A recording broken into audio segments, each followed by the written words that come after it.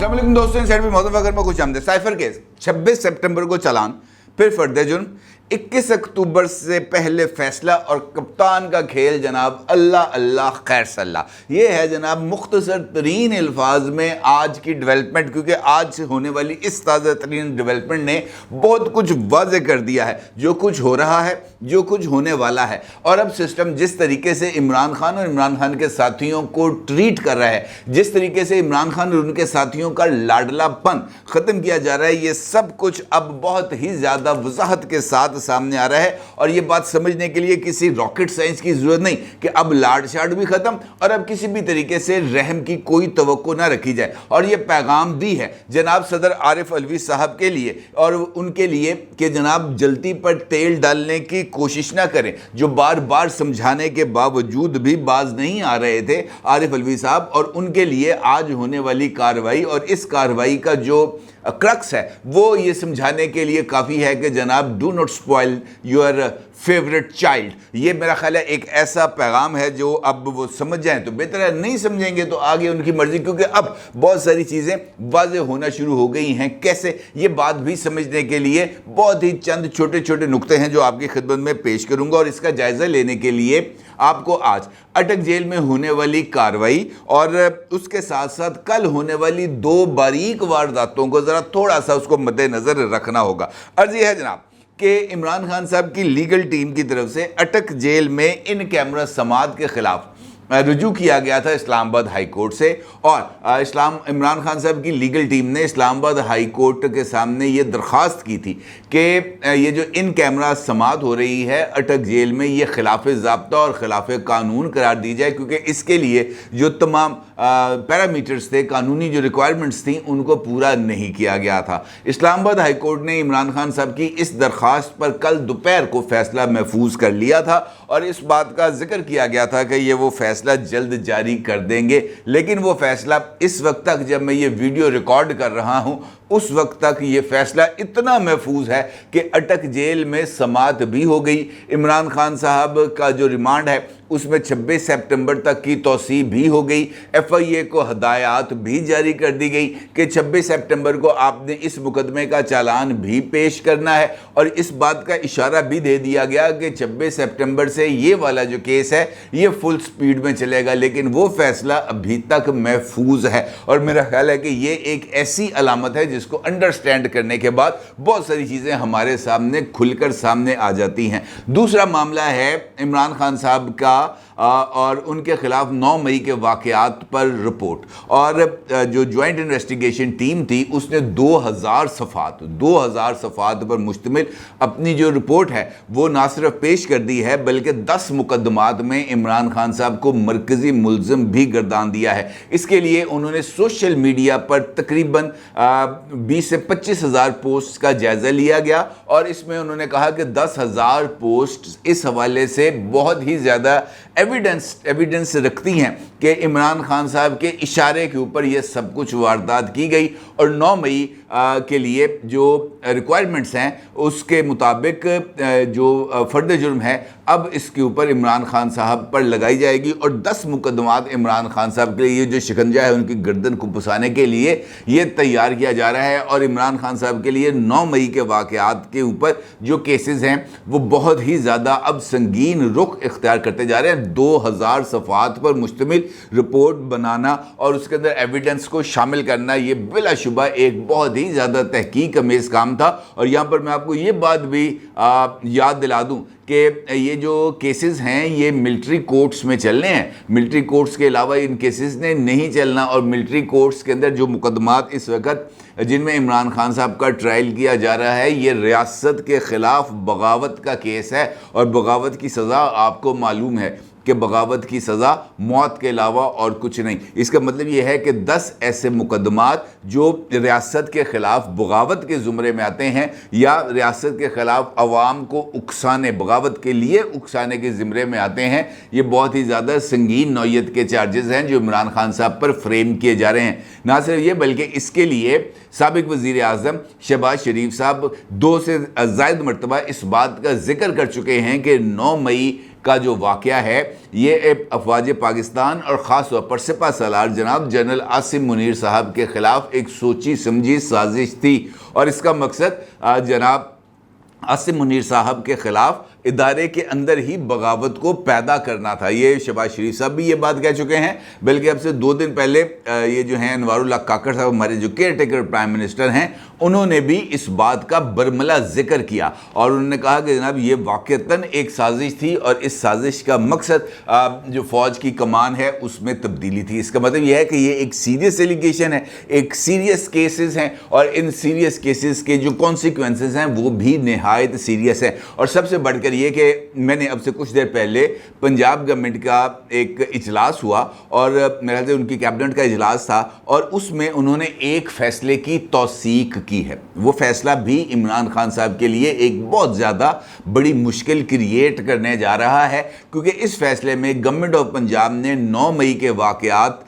کا ان کیمرہ اور جیل میں ٹرائل کرنے کا فیصلہ کیا ہے۔ یعنی اب 9 مئی کے تمام ملزمان کا جو ٹرائل ہے وہ ان کے متعلقہ کو جو ہے جیل جہاں پر وہ رکھے گئے ہیں جیل کے اندر ہی ہوں گے۔ اس کا مطلب یہ ہے کہ اب جو نئی ایف آئی آرز میں عمران خان صاحب کی گرفتاری ڈالی جائے گی، ان تمام ایف آئی آرز میں جو کارروائی ہوگی وہ جیل ٹرائل ہی ہوگا، اور عمران خان صاحب کے لیے اور 9 مئی کے واقعات میں دیگر ملوث افراد کے لیے جیل سے نکلنا بہت ہی زیادہ مشکل ہو جائے گا۔ لہٰذا عمران خان صاحب کے لیے جو فیصلہ محفوظ کیا گیا تھا وہ پنجاب گورنمنٹ کے اس فیصلے کہ جناب جو ٹرائل ہے وہ جیل میں ہی ہوگا کے بعد امید کی جا سکتی ہے کہ یہ جلد آ جائے گا۔ دوسری جانب جو دوسرا امپورٹنٹ ایسپیکٹ ہے جو کل کے واقعات ہیں اس میں وہ ہے عارف علوی صاحب، اور عارف علوی صاحب کی طرف سے کل پھر ایک مرتبہ اس بات کی کوشش کی گئی تھی کہ وہ جو انتخابات ہیں ان کی تاریخ کا اعلان کرے، لیکن کل پھر عارف علوی صاحب کو اس بارے سے روک دیا گیا کہ جناب آپ یہ کارروائی نہ کریں، اور اس کے کانسیکوینسز میں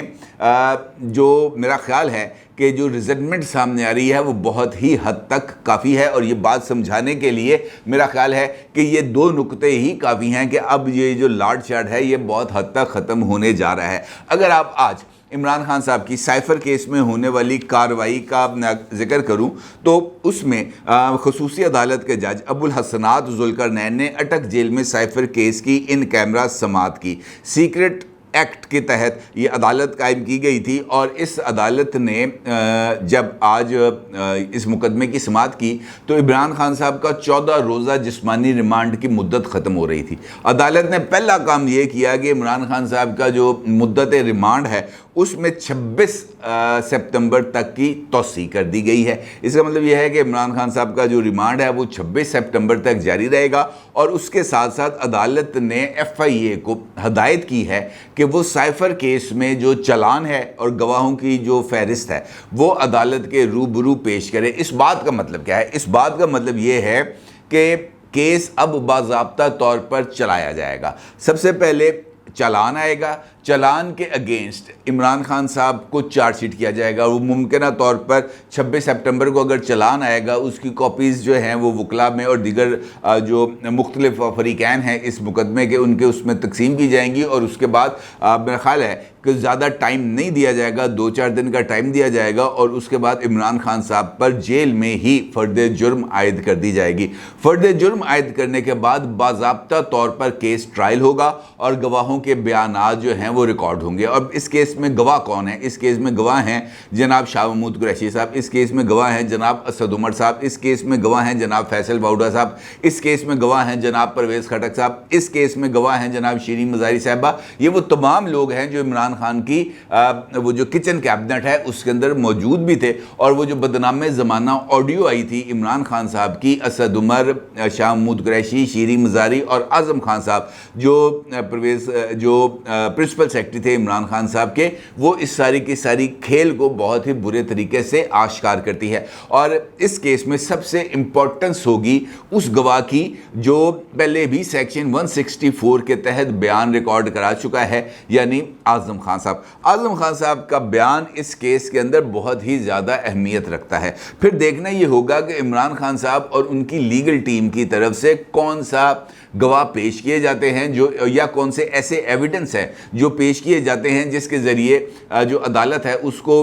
اس بارے میں اطمینان دلایا جائے کہ سائفر کا جو معاملہ ہے وہ عمران خان کی سازش نہیں تھی بلکہ یہ ایک اوریجنل ایکٹیویٹی تھی اور عمران خان نے ایک سازش کے تحت اس معاملے کو نہیں اٹھایا تھا. یہ ان کی طرف سے ایویڈنس آئے گا اور اس کے بعد یہ کیس کلوز ہو جائے گا, دلائل ہوں گے, گواہوں پر جرح ہوگی, کیس کلوز ہو جائے گا اور اس کے بعد فیصلہ آئے گا. وہ فیصلہ اس کیس کے اندر کیا ہو سکتا ہے؟ اس کیس میں جس کا میں آپ کے ساتھ ذکر کر رہا ہوں یہ کیس بھی بہت زیادہ سنگین ہے. اس کیس میں عمران خان صاحب کو 7 سے لے کر 14 سال تک کی سزا اور 20 لاکھ روپیہ جرمانہ یا دونوں سزائیں ان کو دی جا سکتی ہیں, یعنی قید کی بھی اور جرمانے کی سزا دونوں عمران خان صاحب کو دی جا سکتی ہیں اگر عدالت ان کے اوپر جرم ثابت ہو جائے تو. اس کے ساتھ ساتھ جو ایک اور امپورٹنٹ ڈیولپمنٹ ہے وہ عمران خان صاحب کی لیگل ٹیم میں تبدیلی کی ہے. شہباز گل صاحب کی طرف سے ایک ٹویٹ کیا گیا ہے اور اس ٹویٹ میں انہوں نے اس بات کا ذکر کیا ہے, بلکہ انہوں نے ایک وی لاگ کیا ہے. انہوں نے اپنے ساتھ اپنے اس ٹویٹ کے اندر اپنے وی لاگ کا لنک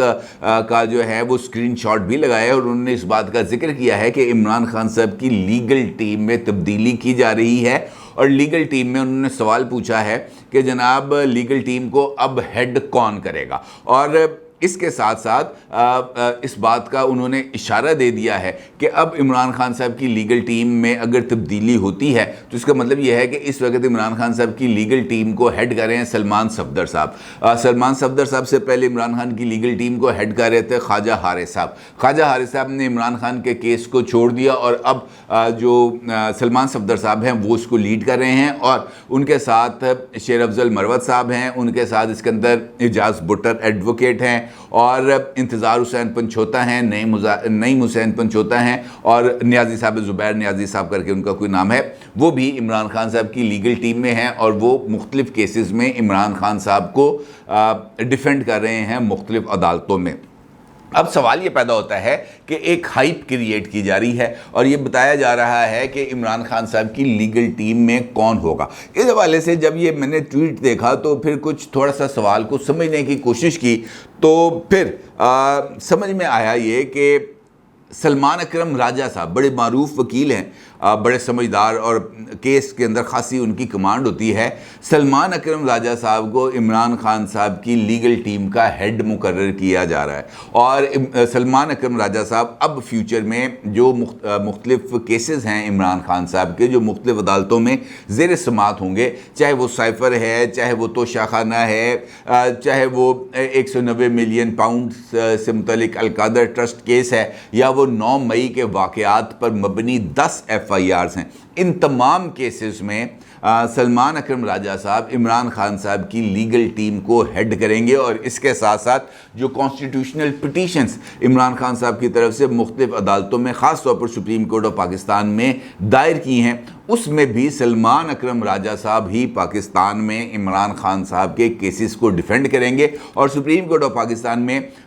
جو اور وکلاء ہیں وہ بھی, جن میں علی ظفر صاحب ہیں, وہ بھی سلمان اکرم راجہ صاحب کے ساتھ عمران خان صاحب کی لیگل ٹیم میں ہوں گے. اس کا مطلب یہ ہے جناب کہ سپٹمبر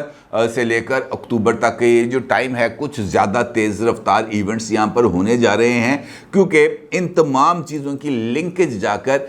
نواز شریف صاحب کی وطن واپسی کے اعلان سے ملتی ہوئی نظر آ رہی ہے. اور ہم آنے والے دنوں میں دیکھیں گے کہ ایک خوفناک قسم کا کریک ڈاؤن ہے جو ہونے جا رہا ہے اور اس کریک ڈاؤن کے نتیجے میں جو PTI ہے اس کے اندر مزید ہلچل مچے گی اور نواز شریف صاحب کی وطن واپسی کے حوالے سے جو راہیں ہیں, جو راستے ہیں, وہ مزید ہموار ہوتے ہوئے نظر آئیں گے. اپنی رائے کا ضرور اظہار کیجیے گا. آپ کا بہت شکریہ. اللہ حافظ.